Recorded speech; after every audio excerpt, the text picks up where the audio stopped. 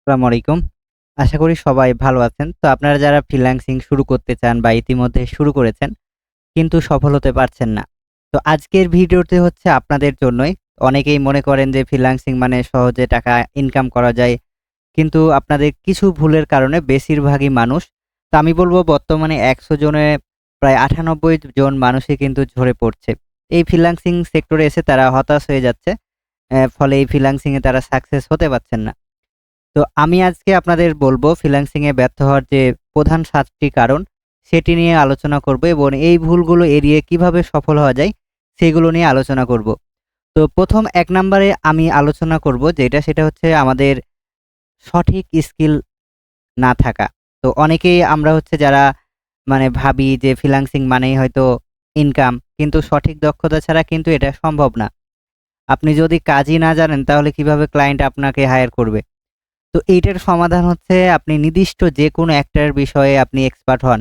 ধরেন আপনি graphic design শিখলে গ্রাফিক ডিজাইন শিখেন, ওয়েব ডেভেলপমেন্ট শিখলে ওয়েব ডেভেলপমেন্ট শিখেন, ভিডিও এডিটিং শিখলে ভিডিও এডিটিং শিখেন, মার্কেটিং শিখলে মার্কেটিং শিখেন। তো যেকোনো একটা বিষয়ে আপনি হচ্ছে এক্সপার্ট হওয়ার বা নিজেকে দক্ষ করার চেষ্টা করেন। ২ নাম্বার হচ্ছে মার্কেট প্লেসের নিয়ম না জানা। তো আমরা হচ্ছে অনেকেই না বুঝে Fiverr, Upwork এ অ্যাকাউন্ট খুলে বসে যাই এবং কাজ পাওয়ার আশা করি। কিন্তু সেইসব প্ল্যাটফর্মের আমরা নিয়ম কানুন কিছুই বুঝতে চাই না। তো শুধুমাত্র আমরা YouTube দেখে বা কোনো কারো কথা শুনে আমরা অ্যাকাউন্ট করে বসে থাকি এবং হচ্ছে আমরা আশা করি যে কখন কাজ আসবে, এইরকম। তো মার্কেট প্লেসে আমাদের হচ্ছে যদি কাজ করতেই হয় আমাদের সেই মার্কেট প্লেসের নিয়মগুলো অবশ্যই জানতে হবে। তাদের পলিসি কি, কাজ পাওয়ার কৌশল কি, তারপর ক্লায়েন্টের চাহিদা সম্পর্কে আমাদের হচ্ছে জানতে হবে।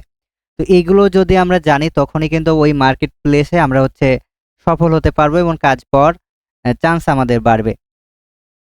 ৩ নাম্বার হচ্ছে আমাদের হচ্ছে ধৈর্য না থাকা।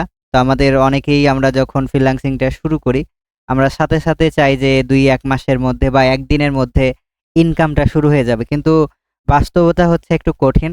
এটা পরিশ্রমের উপর আপনার ডিপেন্ড করে। তো আমরা কিন্তু পরিশ্রম করতে চাই না। বিভিন্ন মুখরোচক এই যে আমরা অ্যাডভার্টাইজমেন্ট দেখি যে ১ দিনেই ইনকাম করা যায় বা ২ দিনে ইনকাম করা যায়। ১ দিনেই লাখ টাকার মালিক হয়ে যান। তো এরকম যে আপনারা মুখরোচক ইগুলো দেখেন, লোভনীয় যে অফারগুলো দেখেন, এগুলোর ফলে আপনাদের ধৈর্যটা হারিয়ে যায় এবং মনের মধ্যে একটা লোভ চলে আসে যে একদিনেই আমাকে ইনকাম করতে হবে।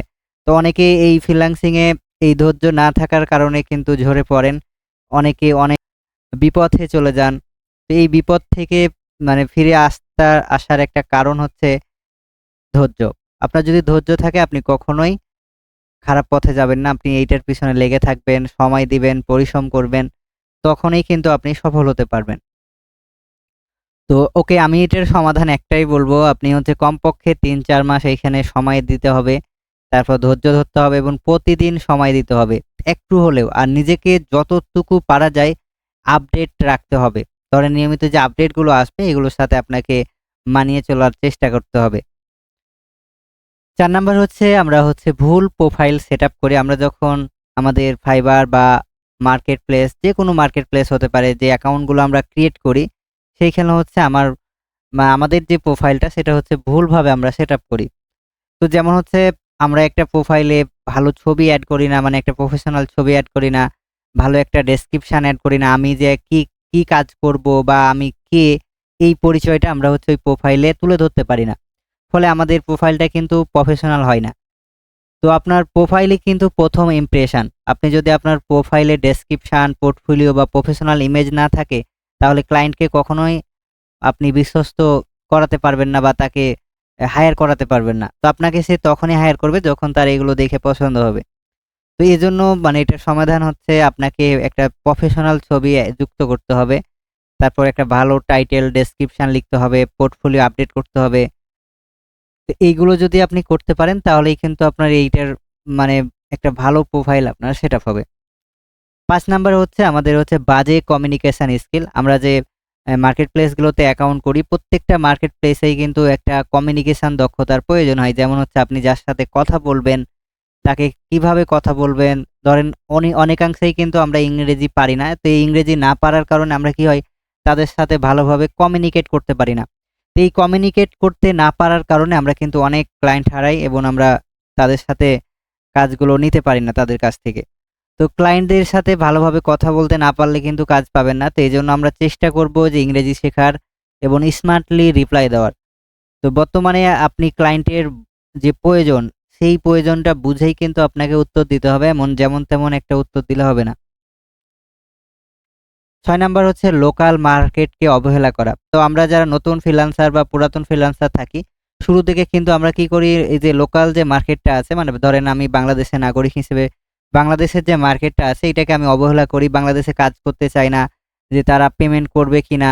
তো এই ভয়ে আমরা কিন্তু কাজগুলো করতে চাই না। কিন্তু আমাদের একটা বিষয় লক্ষ্য রাখতে হবে যে আমাদের এক্সপেরিয়েন্সের জন্য লোকাল মার্কেটেই শুরুর দিকে কাজ করতে হবে। কারণ তাদের কাজগুলো আমরা করতে পারবো খুব সহজে এবং রিকোয়ারমেন্ট গুলো আমরা বুঝতে পারবো। কারণ সে যেহেতু বাংলায় কথা বলবে, আমিও বাংলায় জানি।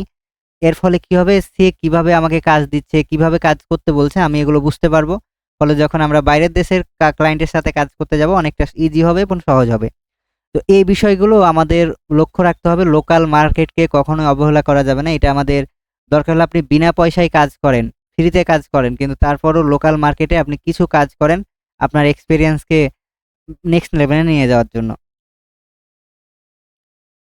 ওকে, তো এইটার সমাধান হচ্ছে আপনাকে লোকাল মার্কেটে মানে নিয়মিত ক্লায়েন্ট খুঁজতে হবে। আপনার পরিচিত অপরিচিত যেই হোক না কেন, টাকা কোনো ফ্যাক্ট না। আপনার হচ্ছে শুরুর দিকে আপনার লক্ষ্য রাখতে হবে, আপনাকে এইটাতে প্রমাণ করতে হবে যে এই বিষয়ে আপনি এক্সপার্ট। তো যখনই আপনি প্রমাণ করতে পারবেন, ক্লায়েন্ট আপনাকে পেমেন্ট করবে, সেটা লোকাল হোক এবং বাইরে হোক। তার আগে কিন্তু আপনাকে পেমেন্ট করবে না। ওকে, তো ৭ নাম্বার হচ্ছে আমাদের একটা প্রবলেম আছে, আমরা যারা মানে নতুন ফ্রিল্যান্সিং শিখতে চাই, আমরা একসাথে অনেক কিছু শেখার চেষ্টা করি। কারণ অমুক ভাই যখন দেখছি গ্রাফিক ডিজাইন করে লাখ টাকা ইনকাম করছে, তখন সেটার পিছনে আমরা ছুটে যাই। তারপর আরেক ভাই যখন দেখি যে ডিজাইন লোগো ডিজাইনার হয়ে ইনকাম করছে, তখন তার পিছনে আমরা ছুটে যাই এবং সেটা শিখতে শুরু করি। আবার এক ভাই যখন ডিজিটাল মার্কেটিং শিখে ইনকাম করছে, তখন সেটা আমরা শেখা শুরু করি।